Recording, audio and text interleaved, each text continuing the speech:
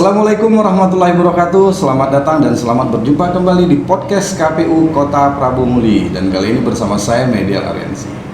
Tema kita pada kali ini adalah tentang pencegahan dan penanganan pelanggaran dalam pemilu atau pemilihan.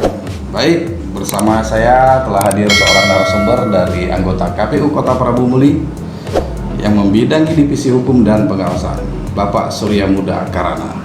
Apa kabar Pak? Baik Pak, ini berbicara tentang pelanggaran pemilu. Sebenarnya banyak sekali pelanggaran-pelanggaran yang terjadi dalam pemilihan umum. Salah satunya mungkin adalah politik uang.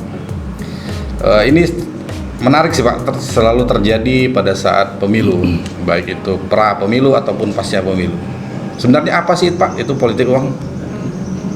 Baiklah, politik uang itu atau yang disebut money politik ya dalam bahasa Inggrisnya ialah peserta atau tim kampanye yang dengan sengaja secara melawan hukum memberikan sejumlah uang atau barang kepada pemilih dengan tujuan agar pemilih itu tidak menggunakan hak milihnya atau memilih calon tertentu. Oh gitu ya. Jadi sebenarnya apa sih Pak yang melatar belakangi terjadinya politik uang ini? Latar belakang yang terjadinya politik uang itu karena calon legislatif kita tidak punya keberanian atau tidak pede ya.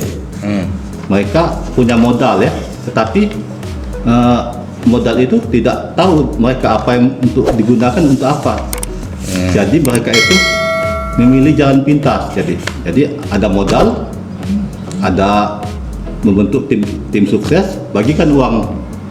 Jadi mereka tidak mempunyai tidak mampu bersaing dengan caleg-caleg yang lain secara sehat. Oh, gitu. Tetapi banyak itu kan yang cara-cara legal ya menurut hukum bagi caleg tersebut atau peserta pemilu itu untuk melakukan kompetisi yang sehat. Misalnya dengan yang dinamakan dengan investasi sosial atau investasi politik yang dimaksud investasi sosial atau investasi politik itu, jadi mereka ada modal, tetapi modal itu digunakan misalnya untuk membeli mengadakan ambulan ambulan gratis itu, jadi dimanfaatkan oleh masyarakat banyak, misalnya untuk mengantar orang sakit membeli mengantar orang yang meninggal.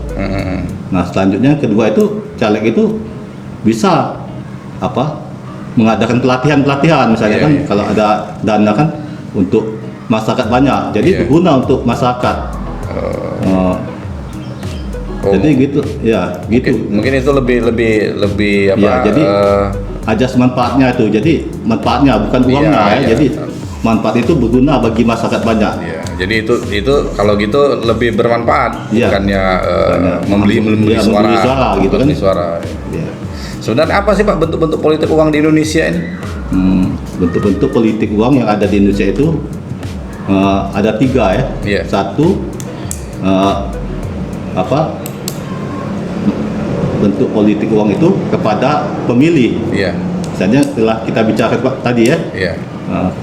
Kedua pada partai politik sendiri, misalnya mahar politik, misalnya calon legislatif yang mau mencalonkan diri, mereka membeli semacam kendaraan politik agar bisa menjadi bermain dalam partai politik, bermain dalam pemilu legislatif tersebut. Kemudian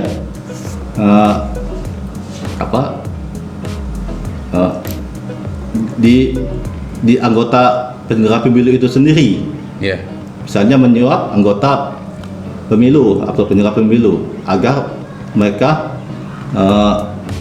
memberikan suara, merubah suara, semacam itulah Pak Medi. Menarik nih Pak tentang suap kepada penyelenggara pemilu sebenarnya.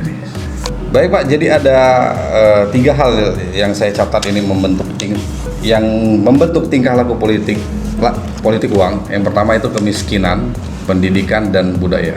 Sebenarnya apa sih Pak dampak dari politik uang? dampak politik uang itu sangat luas ya, itu berakibat nanti kepada tidak adanya kontrol masyarakat, ya kan? Kan suara rakyat itu kan sudah dibeli kan, jadi kalau mau kontrol itu nggak bisa kan. Jadi caleg itu biasanya ngomong, suara kamu sudah dibeli, ngapain mau kontrol kami, ya kan? Terus akibatnya korupsi, terjadi korupsi kan? Iya. Biasanya caleg itu mau mengambil modal mengembalikan modalnya kan? Iya. Jadi mereka di DPR itu mereka biasanya main-main anggaran, misalnya melakukan korupsi. Oh, jadi lebih luas lagi, Pak? Iya. Oh, iya.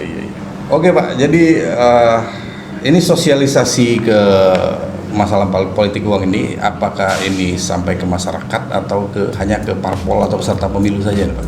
Sebenarnya sosialisasi mengenai money politik itu tidak hanya dilakukan kepada masyarakat ya, tetapi lebih banyak juga kepada partai politik. Kenapa?